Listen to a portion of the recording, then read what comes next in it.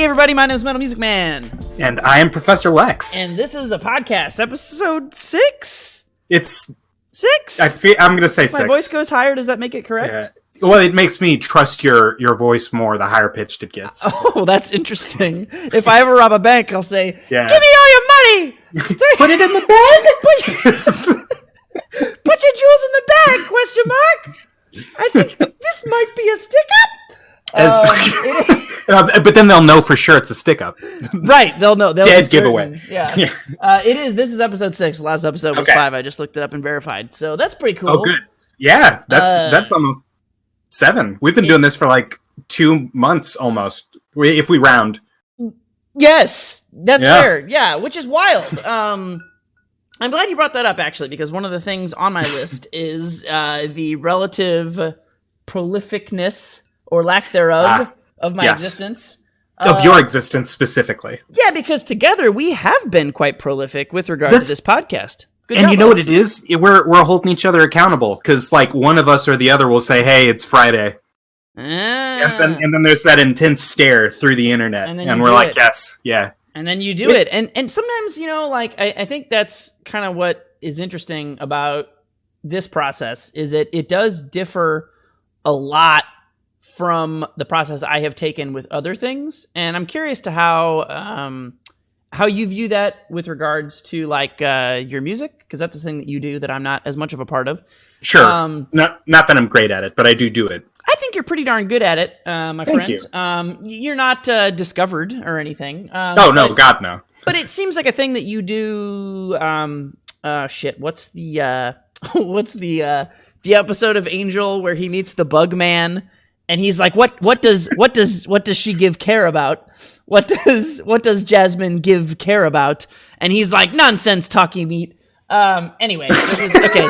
That reference was way too obscure for our entire audience. That's a deep cut, but then so obscure that even you, who also missed it. I love Angel. Also likes Angel, does not know what I'm talking about. So clearly, literally, no one knows what I'm talking about right now. All right. The point is, it's a thing that you care about. I do care about it, yes. And you put some times into it, and you hold yourself accountable to a standard. Fair enough? Yes. Yeah. Well, because if I've managed to put something up onto SoundCloud, it's because I feel comfortable enough with the work that I have done to call it a completed product and to share it with the twos of people who subscribe to my SoundCloud. Yeah, you have.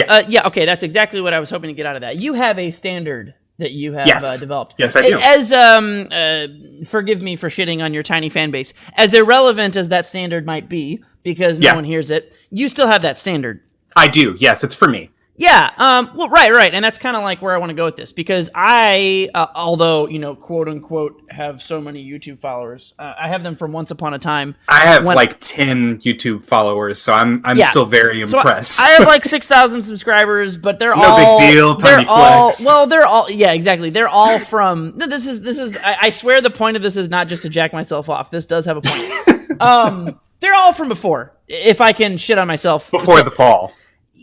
Well, before Street Fighter V ruined your life. Okay, wait. Okay. Oh, yes. Okay, yes. Okay. No, okay. See, there are 2 falls in my life, and we did briefly touch on in that one episode how Street Fighter V is my ex-girlfriend, and that's pretty accurate.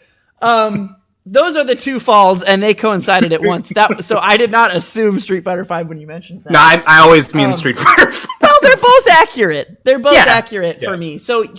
So yeah, I once upon a time, and I think it helped that YouTube was newer then. It was like I kind of got in on more of the ground floor, and it was like people like listening to me ramble and play video games.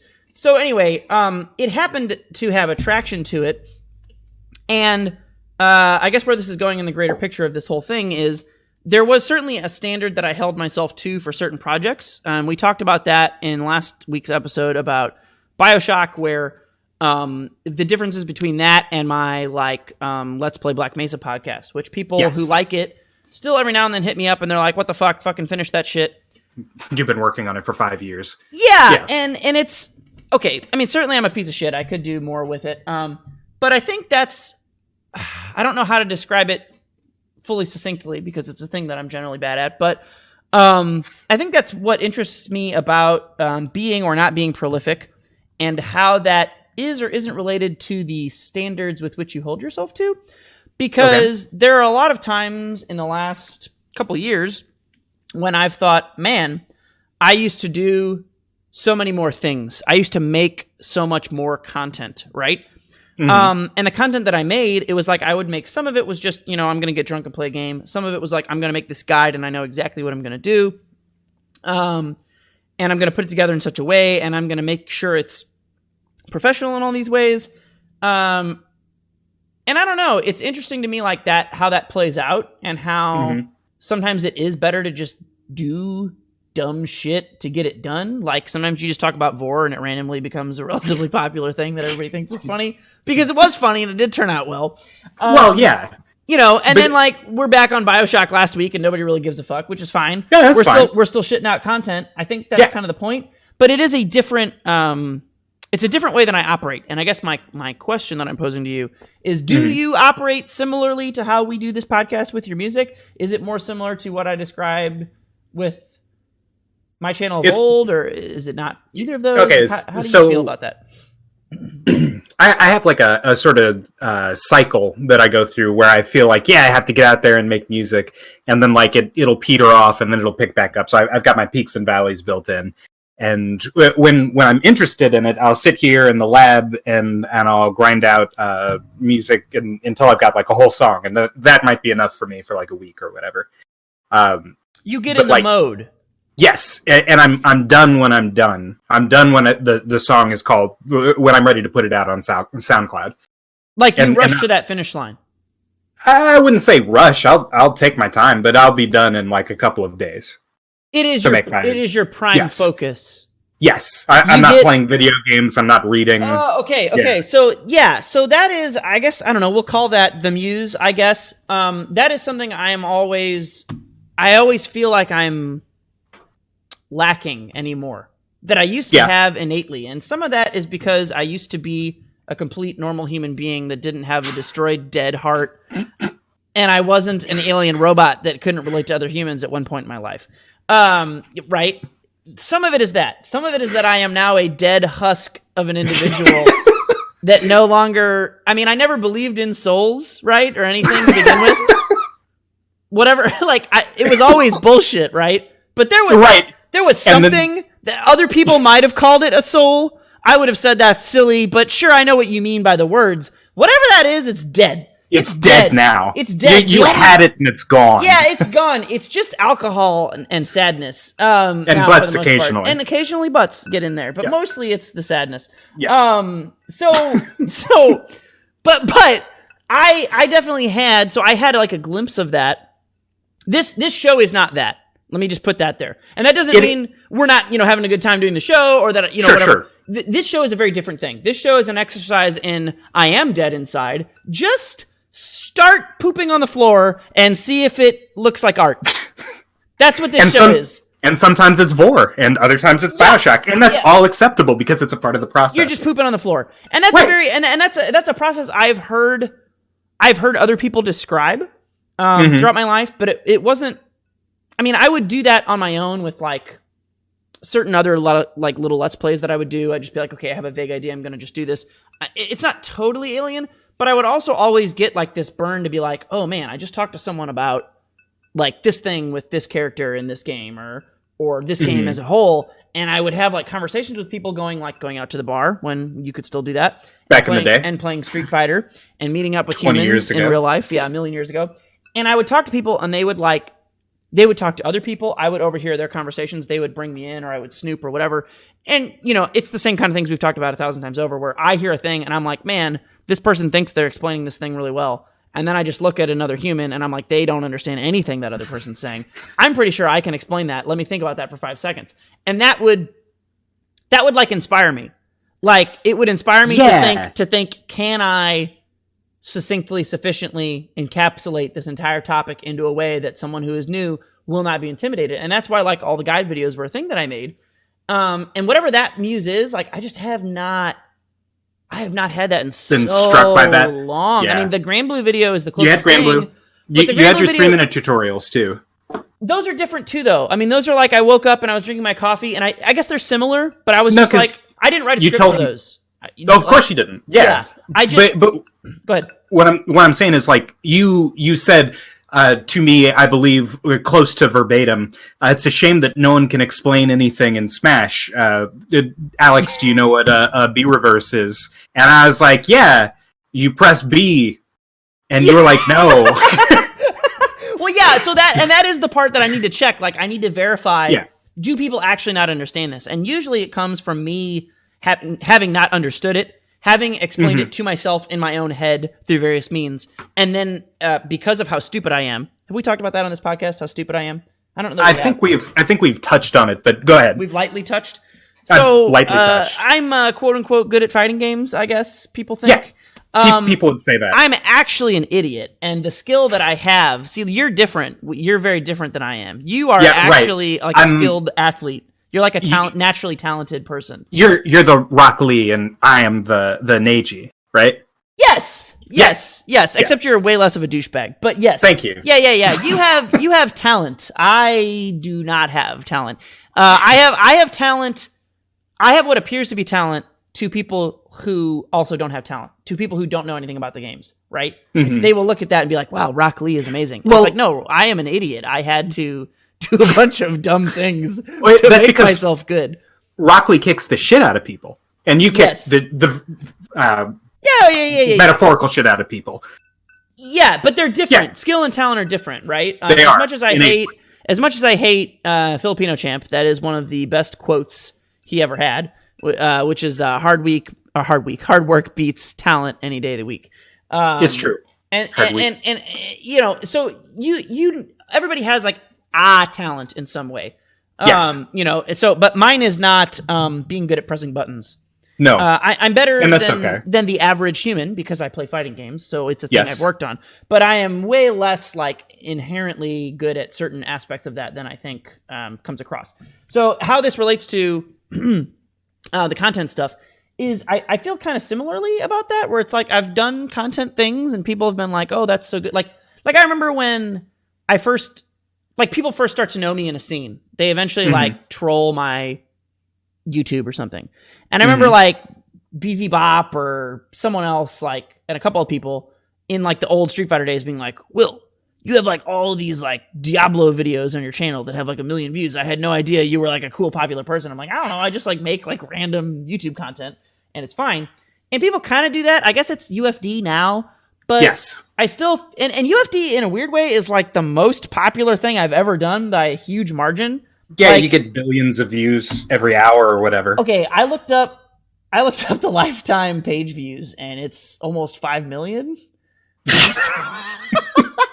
which is that's really good. I got 800,000 last month. Like the last month, yeah. I shared that with I shared that with my girlfriend. I shared it with Jen. Yeah, and she was like, "Holy cow, that's crazy!" And I was like, "Yeah, just imagine if you like charged people or made ads." He'd like have made money or something. I did look up. Well, we can talk about that too. This is all part of the prolific discussion. So yeah, quickly, for those of you who know what UFD is and are curious why I don't charge people money, the main reason is I think it's not ethical. Okay, I have done a shit ton of work on that website. A shit ton. Yes. And hold on, let me jack myself off real quick, just like I did in that one video. This is masturbation. That one podcast about how great I am because Ganon. This is the same thing. This is a conversation I've had with more than one person on occasion, where people will be like, "Hey, why don't you, do this thing, or why didn't you do it this way, or you're not, a real enough programmer because you didn't do blah thing or whatever the fuck." Look, motherfuckers, I am much like I am not amazing at pressing the buttons.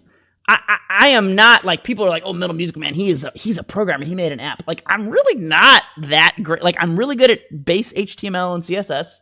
I'm okay at JavaScript at best, and that's pretty much it. But I just know how to fucking organize shit and explain things, and that's my talent. And it's a talent that everyone who is actually good at, we'll say, doing combos for the sake of analogy. Everyone who's good at doing combos, they look at the way I play and they're like, "You're bad. You don't do the right combos." Like they used to say to me in Street Fighter 4 all the time. You know who you are. You don't listen to this podcast, but you know who you are if you do. I feel like you're trying to say a name. MetalMusicMan adds jabs into his combos. That increases the scaling and reduces the stun output. It's suboptimal. He's not good. Well, hold this L while you lose to me in bracket every fucking week. S my D. So that's basically my entire existence, is like things that like people who are quote unquote good at them, they'll be like, you should have blah, blah, blah, did this thing better. And it's like, all right, but I did it. I did a thing. No one else did it. No one else would have done it, or they would have already done it. So fuck you. Thank you very much. So now that I'm done jacking myself off, why I don't charge ads is because despite all of that I did, and I do recognize my own value with regard to distribution, content, presentation, like all, yeah. That is huge. It's something that no one was doing, and no one seemingly has done yet. Still, yeah, certainly not to the same degree or caliber that you did. But I don't do the research on my own. I mean, I do understand frame data. I could do frame data research, but there are lots of people who already do that and are good at it, who are way more efficient at it. Why would I reinvent that wheel? So if I made money on the website, I don't think it would be ethical, and I don't know how I would split it. I mean, there's certainly, like, Zeke Myro has been instrumental in so many ways. That guy is one of the few people I've ever met in my life who is more obnoxious than I am with regard to... we've talked about this. About how helpful he is and how he's trying to help you to get your thing to it should be. He reminds me, I feel so old saying this, he reminds me of myself when I was younger. Because I was talking to him about some shit, and I was like, I was like, yeah, no shit, I'm 34 now, it's old as fuck. But I was talking to Zeke Myro about this early on. You know what? This is going in a weird direction, but this is fun, right? We'll keep talking about this. Yeah, I do have a thing to rope us back in once we bridge. Once I reach a point, this is why you're the best support player ever. Exactly. So, Zeke Myro, I met someone. If you're this person and you listen to this podcast, let me know, because I don't remember. Fingers crossed. I don't remember who it was. Someone like randomly added me on Twitter, and they were like, hey, there's this guy who is good at the hitbox images. You should talk to him. And I was like, yeah, man, I'm open. At that time I had been using several different people's hitbox images. And this is not I guess it is kind of a slight, I don't know, but like, there are a lot of people that do the hitbox images. It's a lot of hard work. I don't know how the fuck the mod works, blah, blah, blah, blah, blah. Thank you for all you've done, etc. But there were problems with those hitboxes. They were based on hitbox ID rather than like sweet spot and sour spot, which to me is unintuitive for 90% of the player base. I do understand, and in fact, Zeke himself is trying to get me to add in some stuff to support IDs, and that's something I'm kind of working on in the background. I understand the use for IDs, but I think in about 90% of use cases, the ID, and if you're not aware of what that means, each different little hitbox, say you have like Ganondorf forward smash, and it's got like 4 little circles on it. Each one of those is like a different ID. So the way a lot of the hitboxes were done is they were just, each ID was a different color. And I'm like, people don't care. They want to know what is the sweet and the sour spot. They want to know, they want to know what the hit is. They want to know the weak and the strong part of the hit. That's about it. They don't, like, this is just confusing. And I would have people message me at the time for the hitboxes that I did have, and they'd be like, what do these colors mean? And I'd just be like, they basically mean nothing. And that's like a stupid answer. So Zeke Myro apparently was making these hitboxes, and this person who I don't remember who they were, but they were like, he's my friend. He makes really good hitboxes. He doesn't use hitbox IDs. He makes them based on sweet spots. They're really good. You should talk to him. And I was like, all right, tell him to like whisper me. And this person was like, well, he's like kind of like afraid to like bother you or something. Oh, because you're a celebrity, well, no, but that's you're not supposed to. Alton Brown doesn't want you to come up to him in the restaurant while he's eating with his family. I don't know if that's what it was, or if they were just generic. But this person like basically told me like he's not gonna message you, but he's talked to me and like he wants to work with you. Yeah. And I was like, all right, this seems so genuine. I can't not. So it's kind of cute. Yeah. So I messaged Zeke Myro, and I was like, hey man, I heard you do some hitboxes. And I'm like, whatever, I'll just send a message out and see what happens. Because I get, various messages like that, and I ignore most of them because they're just the same shit over and over again. And I message.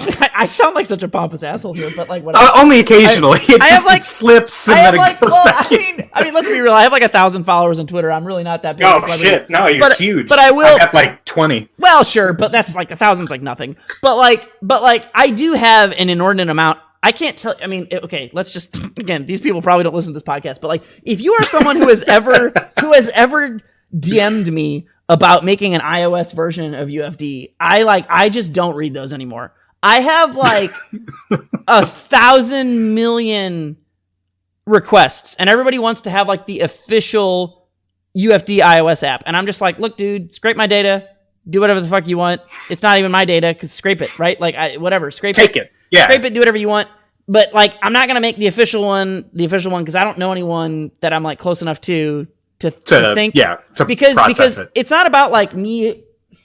I don't need to like hold the reins of it per se, but I don't trust other people to make something that is like really the same experience. Almost all of them, people are like, oh, here, they'll like send me something and I'll like skim through it and then not respond because I get like so many of them. And I'm just like looking at it and I'm like, all right, I get it, but like this is like a totally different thing.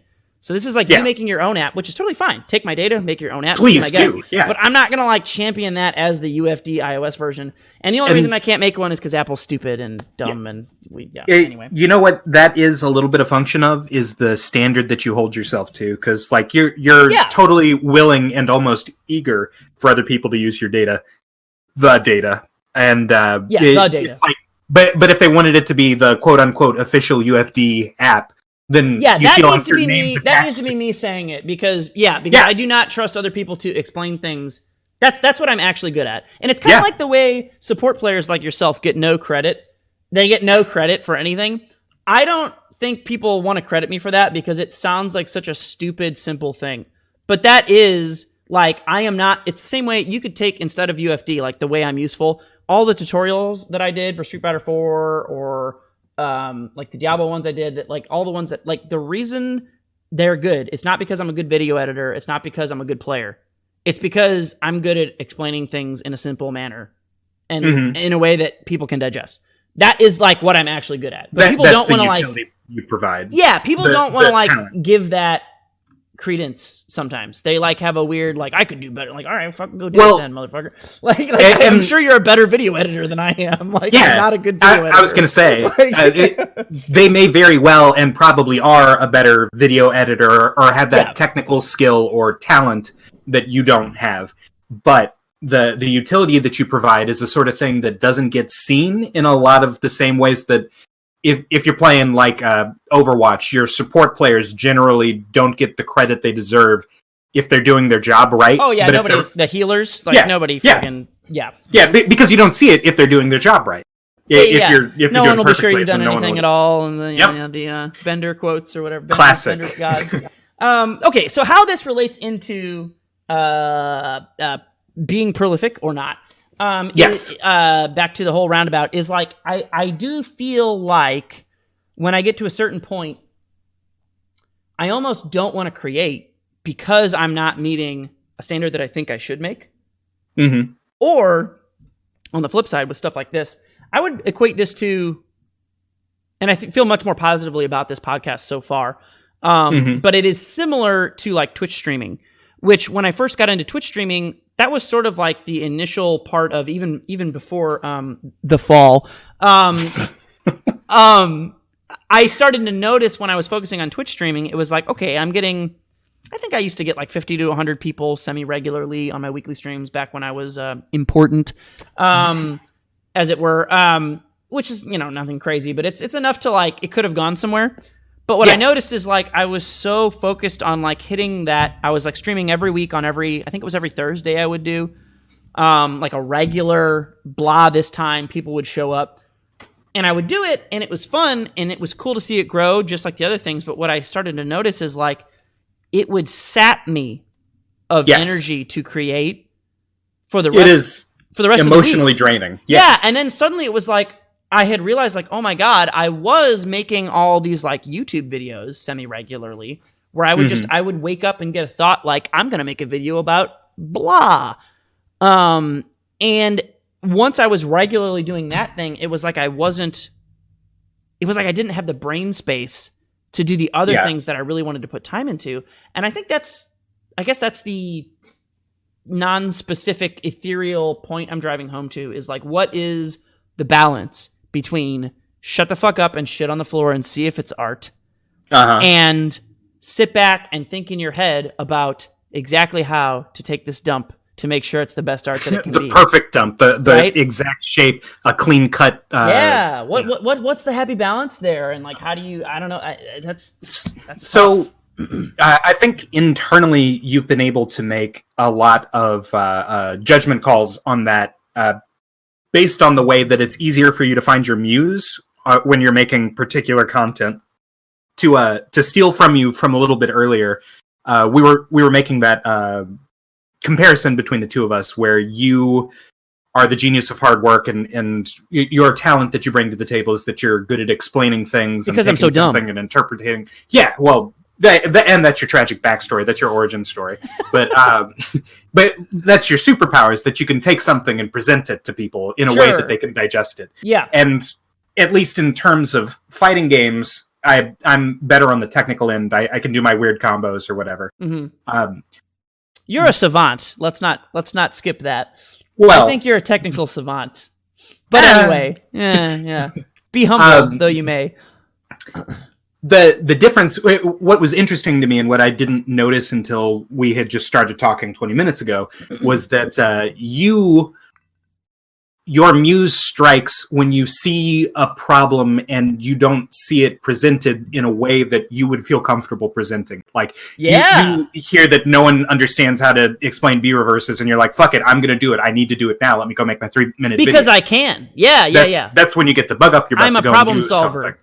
For me, when I go to the lab, when I'm struck with inspiration, and I'm not just like, let me grind my skull against the laptop and the keyboard just to shit something out, it's always because I heard an effect or heard something interesting, and I want to recreate it or do my own take on it. So like, Run the Jewels does this really interesting trick with the with compression on drums, where they reduce the fidelity. Run the Jewels is a band. Run the Jewels is a 2-man band. Yes. Of LP, who is he does the production and raps, and then there's Killer Mike. They make musics. They do make musics, and they're great. LP is a wizard, and he takes a lot of electronica techniques and applies them to rap hip hop. Mm-hmm. So he runs this compression, which makes the drums sound like distorted and sort of crunchy, which is like an interesting texture to hear.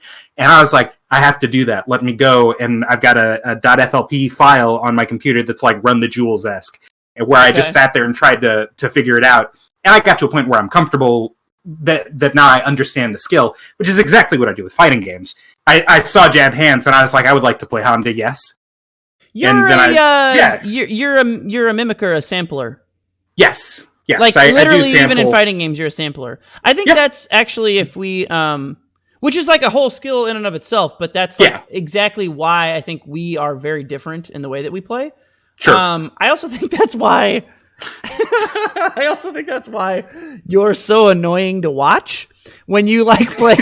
When you play, like, if we go back to yesteryear of like, I feel like we've already said this in this podcast, so I'll be brief. But like, Lex plays E Honda. E Honda can just do one thing and block and win the game, and Lex is just like, no, I want to jump in like an idiot. And you're like, Lex, like, I think that's why it's so frustrating because me playing Honda is like, I am not a sampler, right? Like, I don't, like, if we're using still music as the analog, like, were I a musician, a sampler, I would not be. I would look at that and be like, wow, that's really neat. That person's way smarter and better than I am. I'm going to do something dumber and simpler and do it my own way because I can't understand it if I'm copying, right? Like, but then because of that, I also do like Farrah was saying some shit to me the other day when we were playing Grand Blue, where he was like, what I hate about you is like a player is like that he was like, you're pressing buttons in these scenarios where like I've been frame trapping you and you're hitting a button. And I'm like, what we basically worked out is like,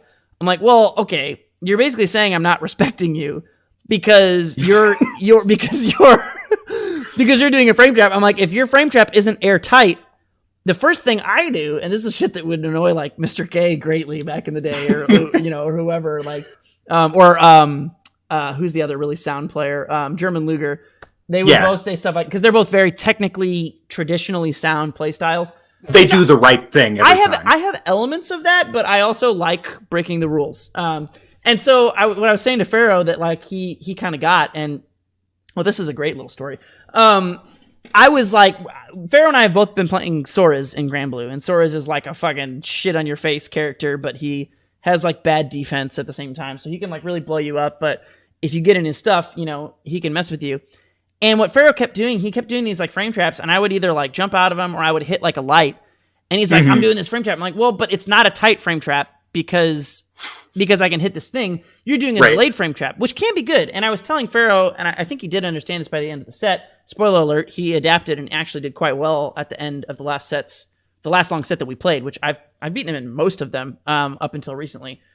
He kind of like, well, I was like pulling ahead. We did like a 1st to 20, and I was up like 12 games to 5, and then he ended up beating me like 22 to 13. So wow. Good stuff to Pharaoh. But I think what opened that up for him is I was telling him, I was like, when I play Lex, I cannot do delayed frame traps because Lex is a mongoloid potato asshole who either DPs or does not DP. And so if I delay, it doesn't matter because he's doing an invincible move. So either I do the frame trap. So like the way he plays, I was like, I can't do that. I just need to hit a button and stagger and wait and see if he DPs, which is why I hate Charlotta, and that character is one of the dumbest characters of all time. Because when you DP, you're so safe that I almost can never punish you, which is the dumbest thing ever. But I was like, that's the thing that he does. I was like, with you do delayed text. And he was like, why do you keep getting me with like a button and wait, and then you just hard and you hit me in the face? You get me every time. And I was like, because you're delayed teching. You're delayed teching.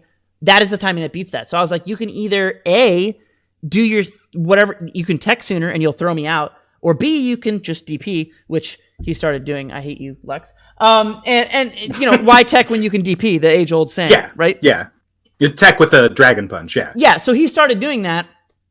And I started blowing him up less. And then what he also started doing is once he understood that from a defensive standpoint, I don't know if he consciously knew this or if it just happened innately, but what started happening is that the way he pressured me, and this is something that beats me that I went through with Mr. K and Luger back in the day, learning sometimes, depending on the player, sometimes you do have to play quote unquote by the rules. Correctly, yes. Or you at least have to do it to a point until you can prove that.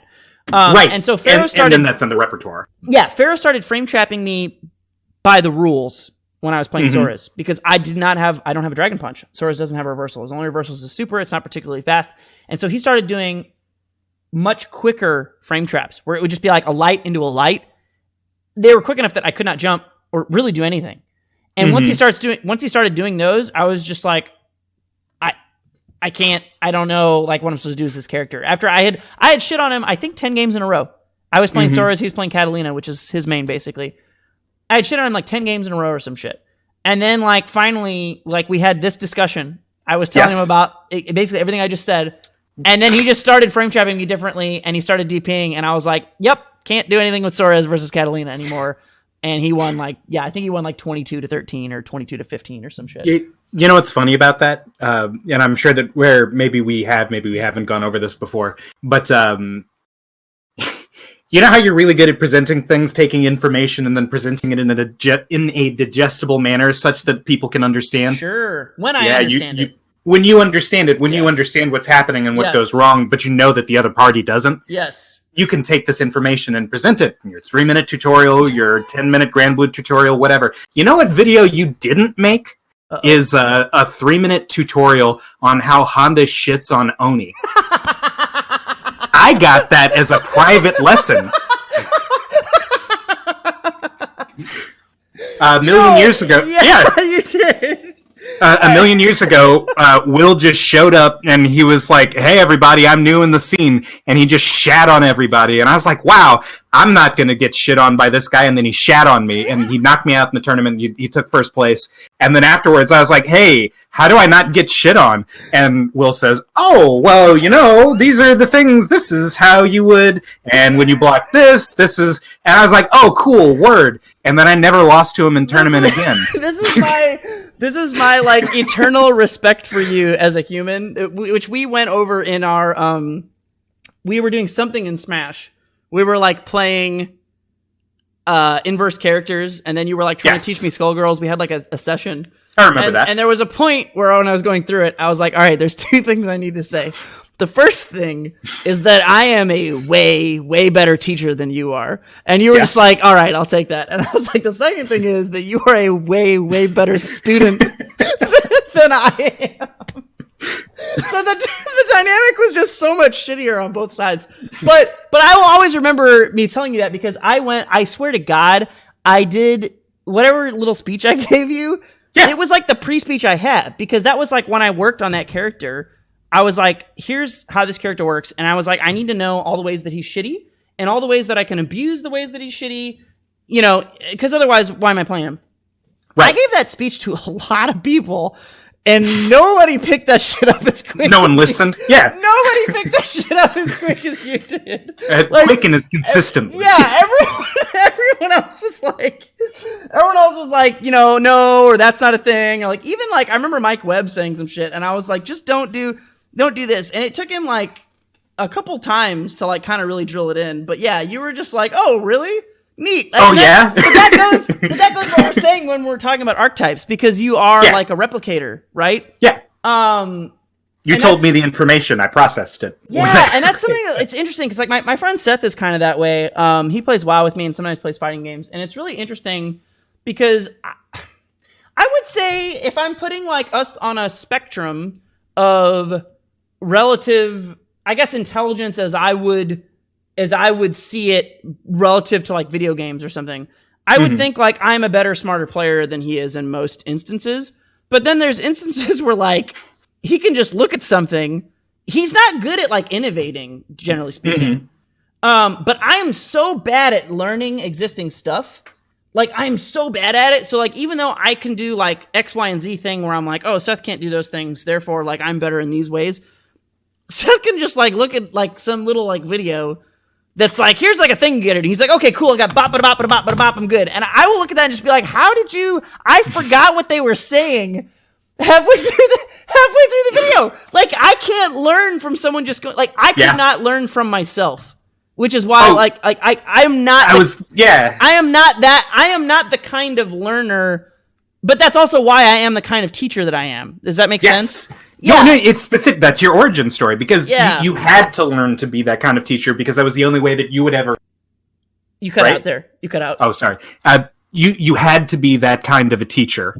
Of that caliber, because that's the only way that you would have been able to teach yourself. Yeah, pretty much. Like the way I teach myself is, well, okay, to be fair, I could not learn from myself in terms of specifically like, well, I mean, I guess I can, but like specifically the stuff I end up putting out is even as like redundant as it is, like people will look at it and be like, you don't need to tell people that there's a difference between crouching button, standing button, and jumping button. And I'm like, man, that's me going like, all right, let's not, like, but I think, you see where I'm going. Like, in my head, I'm way more redundant. I'm way more obnoxiously like, okay, I need to like really be stupid about this, because I have to verify, like, I have to absolutely verify. Yeah. And so that's something that I think is kind of interesting about, the content that gets put out. We've kind of dovetailed into fighting game stuff a little bit more than I intended, but it's fun. Yeah, it's fine.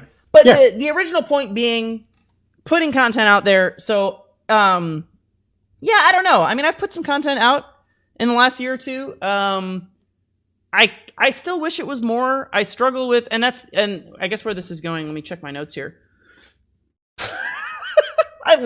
Sorry. Did we hit the first bullet point? And there's like my notes are amazing.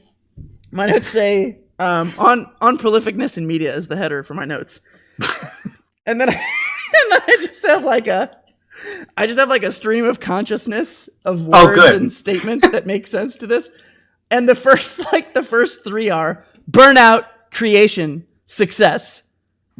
And then which are fine. The fourth one is the fourth one is being alone in a void where no one cares about what you do. God damn, well, were you in a dark place when you took your name? This is just where my brain is, period. Oh, so pardon me, so you're always in that dark place. Yes, this is where the alcohol comes in. So burnout, creation, success. Being alone in a void where no one cares about what you do. And the fifth, yeah. And the fifth is continuing onward and doing it for yourself anyway. Okay. So this is my creative process, though, because sometimes it's like you're burning out, you create something. Oh, hey, this was successful. And then, like, certain things aren't, and you're just alone in a void where no one cares. And no one cares about you. About what you do. But then, like... it's just so defeating. But that's, like, how I actually feel. These were my, like... This is what just got shat out of my brain when I made notes about this topic. God damn, give yourself a break every once in a while. Indulge in self-care. I don't know what that is. I tell you to get a mani-pedi, but coronavirus. Yeah, I don't know what that is. But then you just continue and you just do it anyway, right? So yeah. I guess that's I don't know what my specific point is, but it is. I guess the encapsulated view of this whole thing is creating shit is a bitch, and I think I'm curious about how my creative process is similar and dissimilar from others. I think we've identified a couple of different ways we've covered them. That we have muses. I do think that it's worth exploring the difference between our individual processes and our process working together, collaborating for this podcast. Yeah, 100%. Yeah, agree.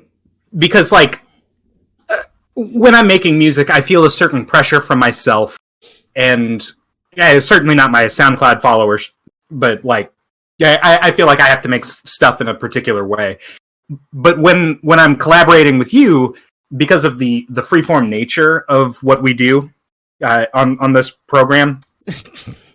That sounds because that's what it is. That sounds so much more official than it has any right than to. It is. Well, and that's part of the comfort, right? Yeah, it's because it's not as official, and people will or will not watch this. You gotta poop it out. You gotta poop out your feelings sometimes. And I feel comfortable enough talking about things. I feel like I'm eloquent enough when we talk like this that I'm not making an ass out of myself. And I feel like I'm at least partially entertaining. Yeah. And I feel like between the two of us, we can cover whatever gap in entertainment and eloquence we need. Yes. So, like, I'm comfortable with the products that we make, and I think that comfort is what enables me every Friday to be like, so, 6, we doing the thing? This is... the story of a girl? Well, maybe. It's the story of two dudes trapped in their houses. In a void. In a void where no one cares. Damn it. No, I should have gone there. No, but this is content created by means of a process, a shitty process though it may be. Sure. I think most content has a process, but the difference, maybe that's the point. The difference in this specific process is that it has an intentional focus on getting an end result. Without caring as much about the specific quality and whatever of that end result. And that's definitely different for me as well. But I think it's helpful. It's inspiring. It is. The freedom is inspiring. Like, I feel a lot more comfortable doing this. And not just, like, doing the podcast, but, like, doing the podcast makes me feel comfortable about my own content. Yeah, it has ripples, which I think is interesting, because then it's like, yeah, it is easy to just, even though maybe you were really good at a particular thing once upon a time, it's easy to just end up like, oh man, I'm just in a void where no one cares about what I do, including myself. And like, you just don't want to put anything out. And like, sometimes you do kind of have to just force yourself. I don't know, if we're continuing poop analogies, it's like, you know, you don't really feel like you have to poop, but you know you ate a bunch of food. but it's 4:30 and you just got off work. Yeah, go sit on the toilet. Sometimes you gotta see what happens, right? Yeah. And sometimes it's just rabbit turds, and other times like, oh man, it's some crazy. Okay, we're done with this analogy, but it's a big dump sometimes. Anyway, so you gave a whether or not you meant to or whether or not you knew you were doing it. You gave a private lesson, a personalized 3-minute tutorial to Pharaoh about block strings and respect. Yeah. Would you feel comfortable, hypothetically, I'm not putting you up to this, but like, would you feel comfortable producing that as actual content? No, that's an interesting point, and that is a thought that I had, and that's exactly where I was going. Is like, yeah, sometimes you just need to fucking do some shit and see what happens. Exactly. I don't know. I think where I've thought about that specifically is, I think it's with regard to my generic fighting game credentials. I'm sure they are more than enough in actuality, but I question sometimes whether or not I know enough about fighting games in general to make like the general fighting game tutorial. And so then I'm like, all right, do I make it a Grand Blue tutorial? Yeah. But then it's like, that's tough too, because, you know, does it matter that my Grand Blue video that I put a pretty good amount of effort into so far only has like 5,500 views compared to my but compare that to like when I did the same thing for Street Fighter 4 and 5, your Book of Oni or stuff for Diablo or whatever. Yeah. That shit's got like 200,000 views. I don't know. I was expecting that. I don't know what. I wouldn't say I expected it to equal those because it's a smaller game, but I definitely expected to get like 20 or 30K on that by the time it was done. And it's pretty well slowed down at around 5,500, and I assume that's just because even though there are new people picking up the game still, it just isn't as big of a community as your Street Fighter or your Smash Brothers. It just isn't. I mean, my fucking shitty 3-minute video I put in for the tilt stick on Smash is like 200 something thousand views, and it's like I literally just got up one day, drank some coffee, and was like, I'm gonna randomly talk about tilt stick and see how long it takes me. Like, whereas the Grand Blue video is like way better. I mean, it's like so all-encompassing. It is so much more well thought out, well presented, and it just didn't do as well. So it's like that's, I guess that's the depressing side of the coin, is like when you do something and you feel happy. Yeah, you do expect to do well. Like, how much of your own validation or the validation of your content are you supposed to tie to? Yes, the actual popularity of it, you know, and that's a freeing thing that I have that you don't, because you're big, at least compared to me. Because like my secret SoundCloud has like 6 followers. If I put up a song and my followers don't like it, fuck them. It's not about them. It was always about me. Right. You guys were just there for the ride. And like you could say that same thing about your Grand Blue tutorial, except you did a better job making your Grand Blue tutorial than I did making my song. And also, like, you have 5,000 views and you know it could have been 230. I expected it to go in a place, yeah. But that's what's, you know... You have expectations, and I'm free of that. Yeah. And I would say I know if I had made... And I wanted to make a video like that about Smash Ultimate. Because it is a popular game, and I think I could do it, but god damn if it just isn't hard to encapsulate Smash Brothers. I mean, Smash is a lot harder to explain, and I think that there's a certain harder to suss that out. Yeah, there's a certain benefit that you provide when you're explaining something inherently difficult compared to something that's a little bit more intuitive, like Grand Blue. Well, I actually think I agree with you in an opposite means. Okay. I think Grand Blue is more inherently difficult, and Smash is more inherently intuitive, but therefore it is harder to explain Smash. Because we already had this conversation. I have the opposite problem. That's well, it's not even. I don't think it's a problem. You just have a familiarity with fighting games. That's all it is. Sure. I think if you, this is my magnum opus for the whole thing. Is like if you could erase everything you knew about fighting games, I think you would agree with everything I say. But you can't, because you do know things about fighting games. What you're not capable of understanding is the people who don't know anything about fighting games. You're too far down the rabbit hole. A lot of fighting game players are that way. I can acknowledge it, though. Yeah. But anyway, Yeah, so one of my favorite content creator quotes, I'm sure everybody knows ProZD. He's a voice actor. Yes. He does things. He voices Vasaraga in Grand Blue, but he also makes funny anime voiceover goofy videos on YouTube that are funny. Lysandroth. So yeah, he's great. He had some, I forget if it was a tweet or a video he made about it. I don't remember, but there was some, I think it was just a tweet. I want to say it was a tweet, but he was basically like, I'm getting all these like weird comments about how I have a 20-minute long video where I'm just eating weird Japanese snacks. And people are like, why are you making this shit? Make like a 2-minute funny voiceover video. And I'm paraphrasing greatly, but the gist of what he said was like, I just want to make it clear that my YouTube channel is explicitly for whatever the fuck I want it to be for. And if you like it, cool, you're welcome. And if you don't, suck my dick. I'm literally just doing whatever the fuck I want. And I get that sometimes where like I'll put out a video, for like WoW or like a weird Let's Play, and every now and then someone will be like, oh, I remember what, I forget what was it? It was like one of my WoW videos did okay. None of them do great. One of them did like okay. It was like a PvP or it was like a M+ dungeon. And there was like some comment that was like, I remember when this used to be an Oni channel. And I'm just like, yeah, fuck man. you, it's not. I mean, on the one hand, like, thank you, because I also miss Oni and miss Street Fighter, but also like, I don't want to make another channel. Like, I don't want to have like 20 different channels for branding. I literally just want to like do what I want to do. And if you like what I do, cool. And if you don't, cool. Right, that's fine. Yeah, but that is what's weird about having like a superseding. I don't want to say fan base, but I guess that's what it is. It can be weird where sometimes people will be kind of odd about certain other content that I put out, and sometimes they're not. Sometimes they're very supportive. More often than not, they're very supportive. But it is a weird.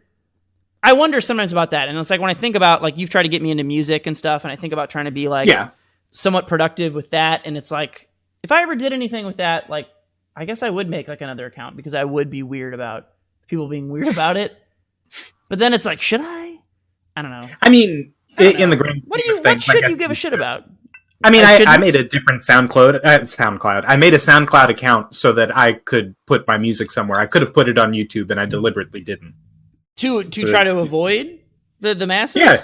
Well, I mean, I don't have masses on my YouTube account, but it's like the potential for masses you're saying was greater, and you did not want to deal with that because YouTube has the potential. I mean, YouTube is one of the best platforms to quote unquote go viral on. Yeah, even considering how much they fucked the algorithm in the last 5 years, it's still one of the best ones. Yeah, and that's because the SoundCloud is for me. When I'm doing stuff on my YouTube, I'm trying to create a particular content that I feel like appeals to people, but has a relaxed nature. I do Let's Plays. I've done a couple of sort of podcasty things with Jeff. What's your YouTube? Oh, youtube.com/a bunch of letters and shit, because again, I only have like 6 subscribers, so... So you need to get a creator thing. Up. That's a thing you can do. So mine is youtube.com/c/MetalMusicMan.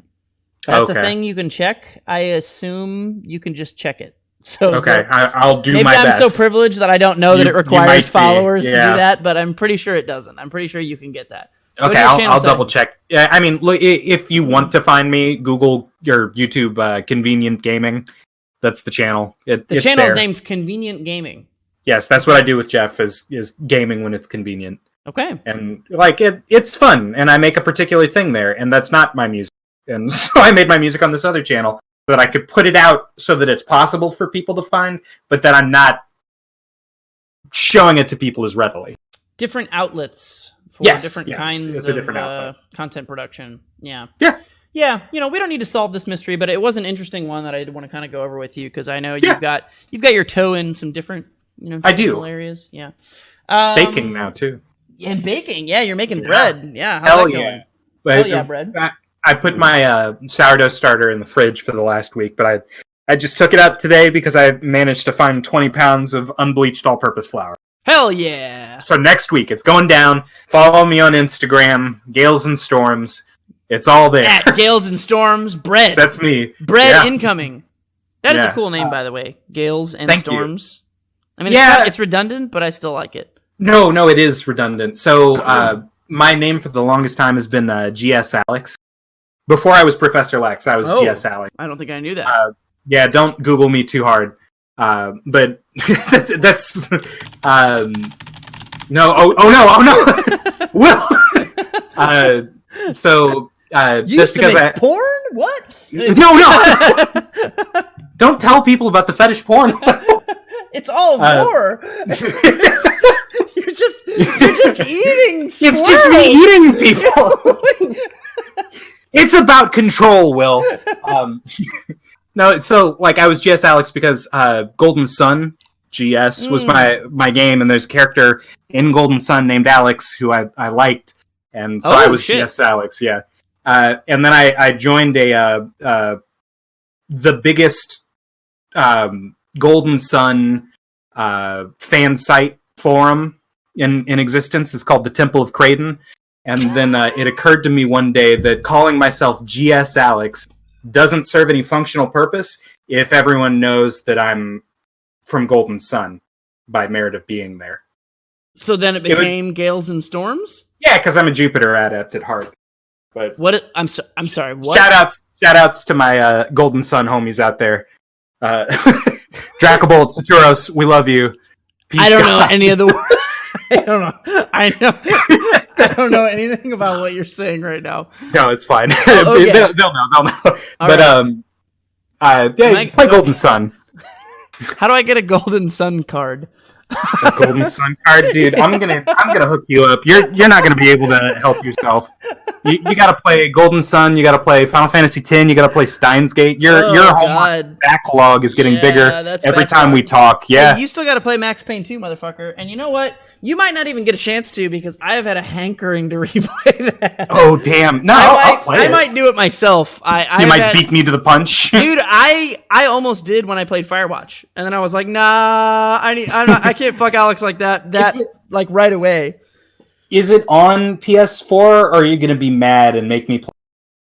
PC? You cut out there. Make me play on PC. Are you gonna make me play on PC, or is it on PS4? It's on PS2. Sure. I know Max Payne 1 is on sale right now, thanks to the spring sale on PlayStation Network. There appears to be a PS4 remake. Okay. Yeah, I'll get it. What the release date was...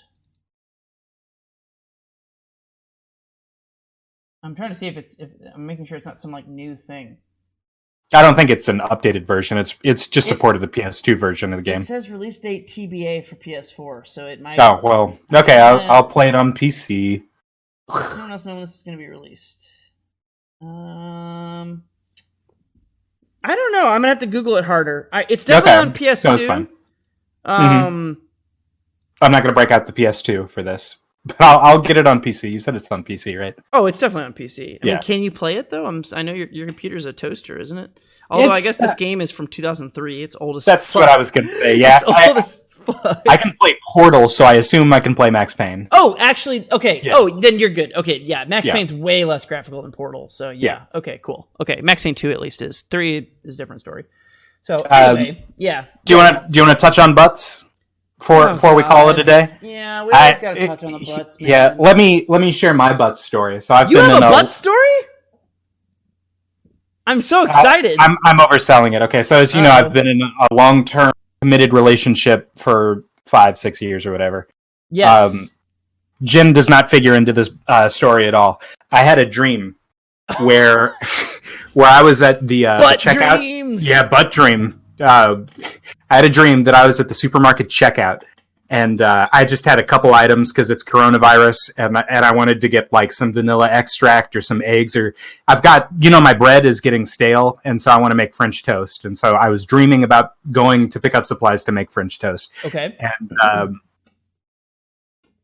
the checkout clerk said, "Oh, you don't have a Corona beard," and I was like, "No, I don't. It gives me a bunch of ingrown hair, so I shaved it, and I have 5 o'clock shadow." And she was like, "Oh, it looks really nice. I like the 5 o'clock shadow." So that's my butt story. That's Okay. I never have anything to share for these. I'm not out trolling for butts. But wait, I know you're not out trolling, but like you're telling me that even in your sex dream, it's just, oh, thank you for complimenting my beard, and then you go home.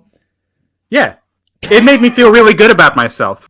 I woke up with like a positive mental attitude. Right, oh my God. We were about to close out this podcast, and now we've got like a solid chunk of content left because this is alien to me. Now, I know last time we talked about this that I found out that you were extremely heterosexual and vanilla. Quite and boring, heterosexual. And you've told me that you are. I'm not going to say vanilla and boring. You're not vanilla and boring. I thought you were. You're not missionary with the lights out guy. Yeah, expressly for the purpose of procreation. Which you don't want to do, so you never. So I'm very unsatisfied. Okay, but I assume, you correct me if I'm wrong, I assume you're a pretty vanilla guy, and then I hear this story just now about fucking how your sex it's not dream. A sex dream. Okay, are you telling me? Just tell me then at least that you do have sex dreams, and that they're not always about your girlfriend. Well, I don't have sex dreams about my girlfriend. Do you have sex dreams at all? I don't. I miss out, man. It's not for lack of existing sexually. I just don't have sex dreams. You've never had a sex dream. I had a sex dream once when I was in high school. Maybe like 2 that I can remember. Okay. In high school. No, I don't know what you had to do, but this is we're digging in. I'm sorry. What? My bad. I'm sorry, what? How is that possible?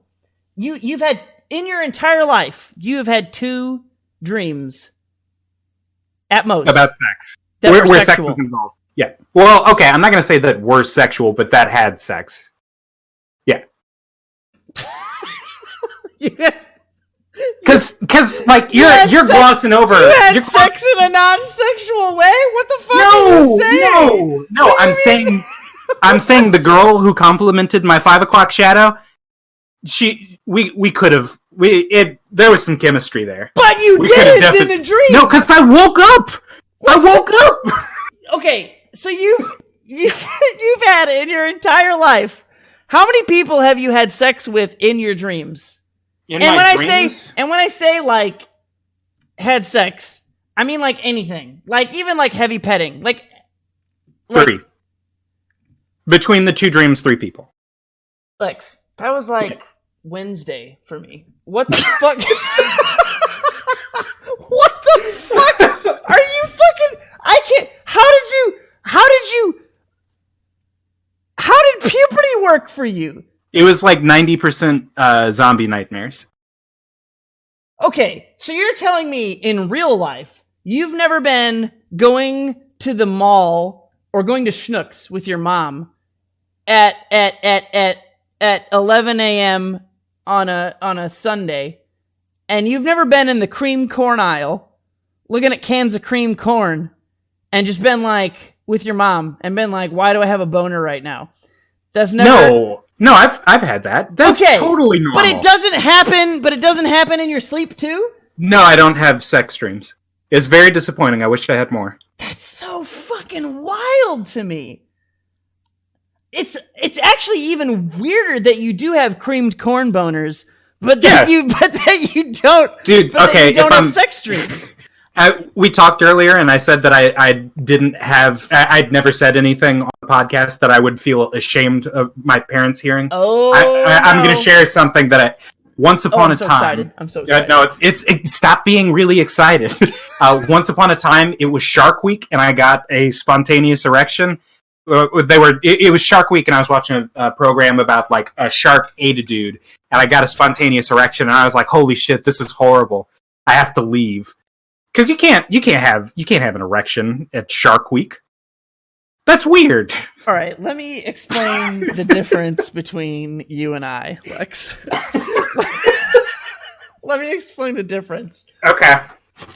What you just said is not my reality. And the reason that it's not my reality is because I had so many inconvenient spontaneous erections that it was not an option for me to leave the room, because if I were to do that, no one would have ever seen me again, and I so I just had to learn. You got to learn, like, you didn't learn like the pocket pool. Pocket pool. You're talking about readjusting on the fly. Yeah. The tuck method. You got to learn the tuck method. No, I'm aware. I have spontaneous erections. Okay. I've been in the creamed corn aisle at 11 o'clock at Schnucks. That's good. But not when you're asleep. I'm never awake for my nighttime boners. Okay, yeah, wait, maybe this is a better question. Do you just not remember your dreams anyway? I usually remember my dreams. Okay. I was trying to make sense of this. I know, you wanted to throw me a bone. You're just making it worse. You remember your dreams. And they're like 90% nightmare by volume. Okay.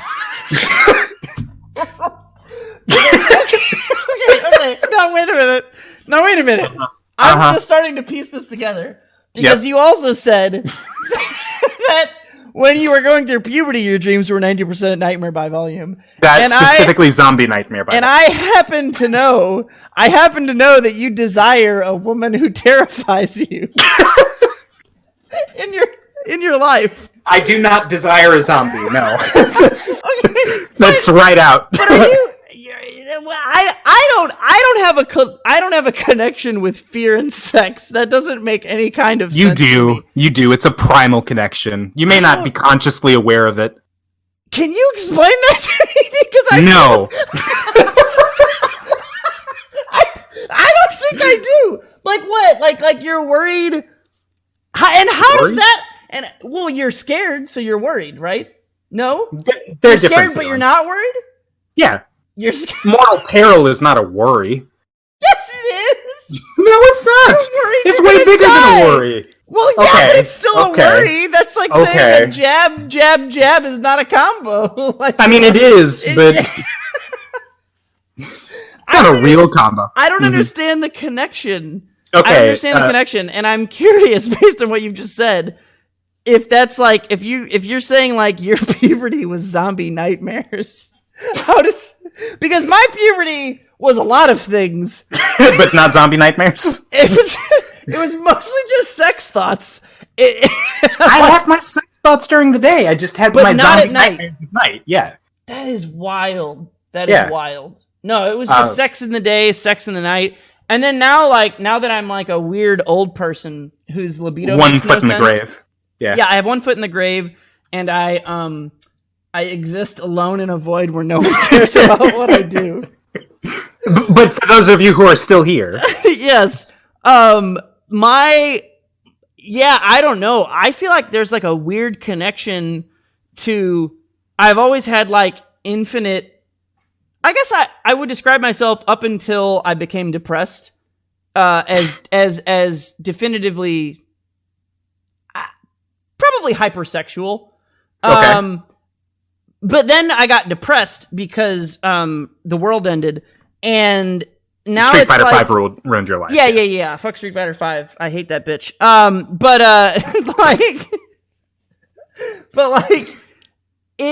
It became like a thing where like I don't feel like it went away, but it's less coherently present. So like during the day, I will find myself being like way less generically having like that, but then sometimes at night my brain's just like, did you want to have a sex nightmare? Like I didn't know what a sex nightmare was until I got depressed. I don't think I've had one. Yeah, no, like okay, so your brain has never like made you experience having sex with a person that you would definitely never want to have sex with. That's not like a thing your brain's done. Yeah, never. No, it's horrible. That sounds bad. It's worrying. Like, that's, and I feel like that wasn't, well, it wasn't never a thing before, but like, once I became depressed, which I assume I am still, because the sex nightmares haven't stopped. Yeah, it's way more frequent. Like, that's not to say I have the good sex dreams too, but like, I can't imagine not having sex dreams. Like, when you went to a sleepover as a kid, you didn't think like, I'm going to have a sex dream and it's going to be embarrassing and have like a panic attack about waking up in the middle of the night while like humping your fucking blanket because you're having a sex dream. Because that's my entire existence. Never. That thought has never crossed my mind. That is wild to me. Like, someone would be like, "Do you want to come sleep over at my house?" And I'd be like, "What happens if?" What? Like, that's what my first thought is. Like, you're not going to be awake at 4:00 looking at my couch, are you? Yeah. Like every single time I went to a Smash tournament, like ever until the fall.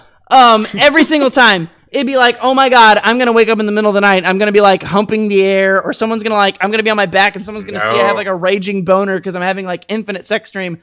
And then you just wake up and nobody notices, or maybe people notice and they don't say anything. And they don't say anything because you just have erections. And I don't know. That's not a thing you think.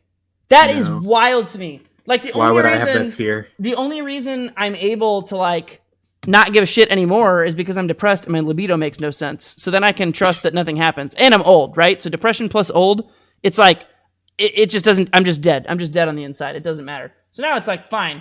But like, yeah, dude, when I was like 23 and people were like, let's go to a Smash tournament, I'd be like, all right, cool. And then I would just have like anxiety about like whether, because I feel like I can't control it. But you're just saying like twice in your entire life. Twice. I remember them, yes. No, I will not expound. I can't. Lex, that's like so alien to me. I just don't even understand how to fathom that. I'm sorry. Well, anyway, yeah, I don't know, man. That's my hypersexual life. There you go. Congrats. Yeah. Well, it was good when it was just a mixed bag. Yeah. It's less good when you're hypersexual and depressed, because now I don't understand any of it and it's very confusing. Sure. Yeah. Yeah. Without the depression, it was better, for sure. All right. Well.